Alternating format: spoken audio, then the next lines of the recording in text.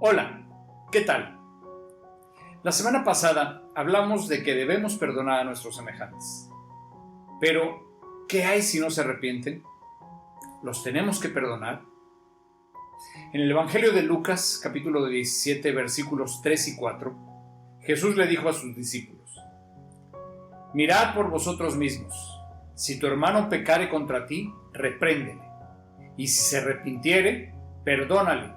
Y si 7 veces al día pecare contra ti y 7 veces al día volviere a ti diciendo me arrepiento, perdónale. Si se arrepintiere, perdónale. Tú me podrás decir que si 7 veces al día te pide perdón, quiere decir que no se ha arrepentido, ¿verdad? Pero entonces, ¿qué es el arrepentimiento verdadero? La palabra griega para arrepentimiento en el Nuevo Testamento es metanoia, que significa tener otra actitud o cambiar de actitud. De acuerdo al significado en griego, la persona que se arrepiente cambia de actitud en cuanto al pecado.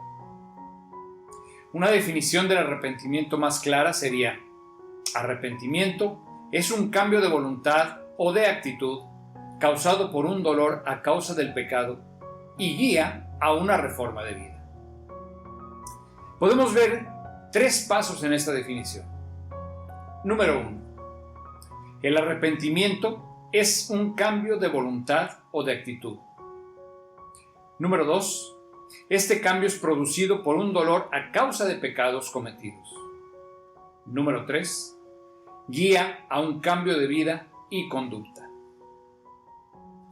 El verdadero arrepentimiento se da cuando reconocemos que hemos hecho algo malo y sentimos tristeza ya que sabemos que hemos ofendido primeramente a Dios y a la persona ofendida.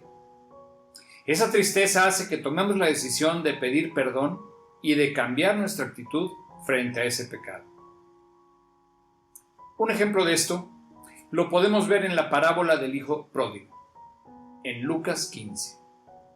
Todos conocemos esta parábola. Y en el versículo 17 nos dice: Y volviendo en sí, dijo: ¿Cuántos jornaleros en casa de mi padre tienen abundancia de pan y yo aquí perezco de hambre? Cuando el hijo es consciente de la condición que tiene en ese momento, se arrepiente sabiendo que hizo mal al haber dejado a su padre donde lo tenía todo. Esto lo llevó al primer paso hacia el arrepentimiento, o sea, al dolor por causa del pecado. Versículo 18. Me levantaré e iré a mi padre y le diré: Padre, he pecado contra el cielo y contra ti.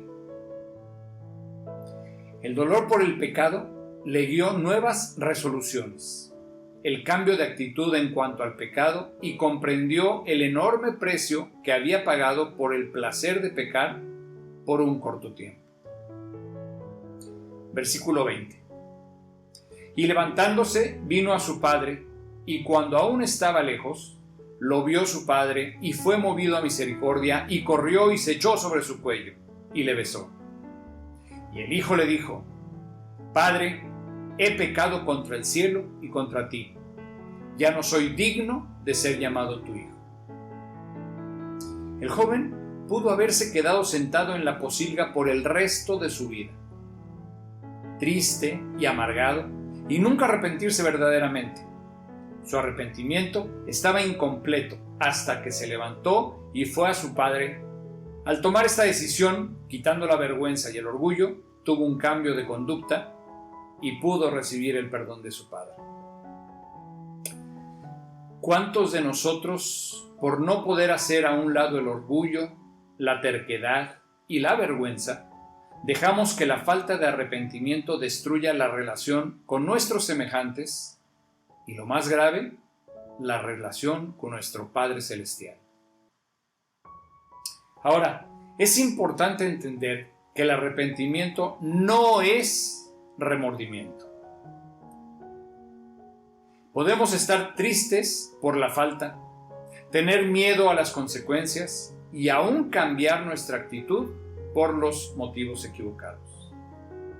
El apóstol Pablo, en su segunda carta a los Corintios, capítulo 7, versículos 9 y 10, nos habla del dolor que produce el arrepentimiento. El versículo 9 nos dice: ahora me alegro de haberla enviado, no porque los haya lastimado, sino porque el dolor hizo que se arrepintieran y cambiaran su conducta. Fue la clase de tristeza que Dios quiere que su pueblo tenga, de modo que no les hicimos daño de ninguna manera. Aquí el apóstol Pablo está hablando de una carta que les envió amonestándolos por algunas irregularidades que estaban cometiendo en la iglesia. Versículo 10. Pues la clase de tristeza que Dios desea que suframos nos aleja del pecado y trae como resultado salvación. No hay que lamentarse por esa clase de tristeza, pero la tristeza del mundo, al cual le falta arrepentimiento, resulta en muerte espiritual. Pedro y Judas ilustran estos dos casos de dolor. Ambos pecaron contra Jesús, pero el arrepentimiento marcó una gran diferencia. Cuando Pedro comprendió su pecado, después de negar 3 veces a su maestro, la Biblia nos dice que salió y lloró amargamente. Sin embargo, el día de la resurrección fue el primero en entrar a la tumba vacía, y por el resto de sus días siguió los pasos de Jesús. Su cambio de actitud fue genuino, porque lo guió a un cambio de vida. Regresó humildemente al Maestro, quien lo perdonó y lo envió a predicar. En cambio, Judas, quien también traiciona a Jesús, al comprender la gravedad de su acción, la Biblia dice que se arrepintió y regresó las 30 monedas de plata a los sacerdotes y dijo: yo he pecado entregando sangre inocente. Podemos ver que Judas cambió de actitud, mas su arrepentimiento no fue genuino. La palabra griega para el arrepentimiento de Judas no es metanoia, sino metamelonmai, que significa sentimiento de inquietud o remordimiento. Este sentimiento puede redundar en arrepentimiento genuino o en una simple molestia de conciencia. Judas estaba triste por lo que estaba sufriendo Jesús. Sin duda no pensó que iba a ser condenado. Estaba triste porque sus planes no salieron como quería. No hay indicios de que haya tenido dolor o tristeza a causa de su pecado, porque no regresó al Maestro para obtener el perdón y la salvación, sino que consiguió una soga y se ahorcó. Pedro tuvo un dolor según Dios a causa de su pecado y obtuvo la salvación. Judas demostró un dolor según el mundo que le guió a la muerte. Ahora, respecto a si tenemos que perdonar solo si se arrepiente el ofensor, pues la respuesta ya la vimos en el video pasado. Dios nos pide perdonar. La responsabilidad de perdonar y de arrepentirse es personal. Cada uno de nosotros debemos hacer las cosas de acuerdo a como Dios nos pide que las hagamos. Si eres ofensor, arrepiéntete genuinamente. Si eres ofendido, perdona como Dios te perdona. En Isaías 55:7 nos dice el profeta: deje el impío su camino y el hombre inicuo sus pensamientos, y vuélvase al Señor, el cual tendrá de él misericordia, y al Dios nuestro, el cual será amplio en perdonar.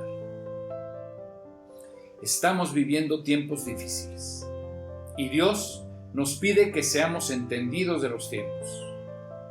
Estemos preparados viviendo vidas que agraden a nuestro Señor. El apóstol Pedro, en su segunda carta, capítulo 3, versículo 9, nos dice: en realidad no es que el Señor sea lento para cumplir su promesa, como algunos piensan. Al contrario, es paciente por amor a ustedes. No quiere que nadie sea destruido. Quiere que todos se arrepientan. Cuando te arrepientes, sinceramente, y das frutos de arrepentimiento cambiando tus actitudes, hay liberación en tu vida. Y es entonces cuando estás preparado a recibir lo que Dios tiene para ti. Yo te invito a que si no has recibido a Jesús en tu vida como tu Señor y Salvador, lo hagas el día de hoy. Te pido que cierres tus ojos y en voz audible dile esta oración con todo tu corazón. Señor Jesús, el día de hoy reconozco que soy un pecador. Me arrepiento sinceramente de mis pecados. Te pido que me perdones. Entra en mi vida como mi Señor y mi Salvador. Te necesito. Creo de todo corazón que te entregaste por mí muriendo en esa cruz y derramando tu sangre preciosa que me limpia de toda maldad. Creo que Dios te levantó de los muertos y que por tu sacrificio tengo vida eterna.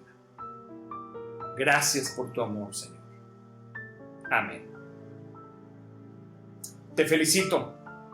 Si has hecho esta oración sinceramente, ¿qué crees? Cumples con los 3 puntos del arrepentimiento. Número 1. Has tenido un cambio de voluntad o de actitud. Número 2. Ese cambio ha sido producto por un dolor a causa de tus pecados cometidos. Y número 3. Ahora sí, a vivir una nueva vida en Cristo, dando frutos de arrepentimiento. Que Dios te bendiga.